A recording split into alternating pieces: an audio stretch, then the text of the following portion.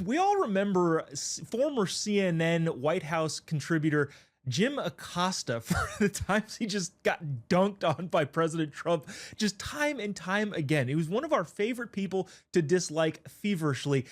He now has a podcast, I guess. I guess this is when you get fired from cable news, you start a podcast. Joy Reid's doing it. Jim Acosta's doing it. Don Lemon's doing it. I don't think to any success, but they're still doing it.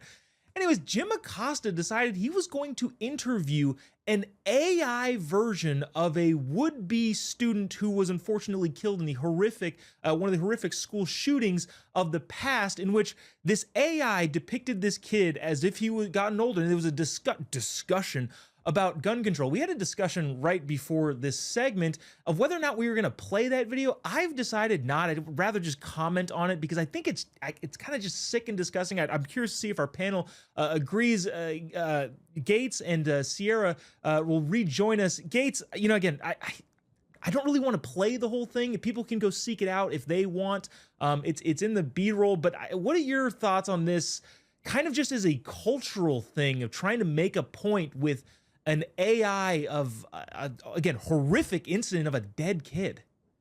Yeah, I'm glad you didn't play it because my first reaction when I saw it was sadness, and then I moved to being disturbed. Using AI to interview a child who cannot consent is also ethically dubious. The interview reflects how activist technology is invading grief and replacing authentic testimony. A journalist's job is truth, not emotional spectacle. The stunt undermines that principle. This fails the empathy test. Conservatives understand grief, but empathy means honoring real voices, not manufacturing them. I mentioned this making me sad. It also made me mad because using AI to speak for a deceased teen reduces real survivors and grieving families to sideshow props.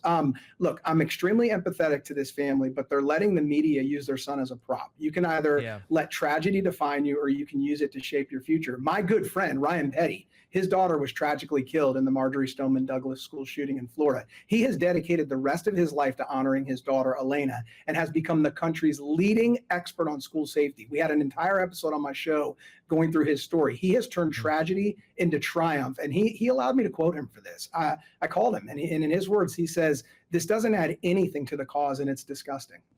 Yeah, I know viewers are seeing it in the B-roll. I just wanted to show you what it looked like, but again, I have no interest in actually playing it because it's a fake and, in my opinion, disgusting dialogue. Sierra, do you think this type of thing, because we're going to see more of it inevitably, do you think it'll kind of come to prominence or just kind of fizzle away, which would be my hope? I really, I would hope that as well. I think this is such irresponsible journalism, and even if it's labeled and of course they have all of these things, but it doesn't matter. It's still incredibly misleading. And as Gates was saying, it's just disgusting. I mean, that we're talking about a dead child, and it's very disturbing. Yeah, I mean, this guy, he was formerly part of the mainstream media, and I think that's why people are so distrustful of the mainstream media, because they show this type of unethical behavior over and over again. Yeah, desperately trying to cling to relevance.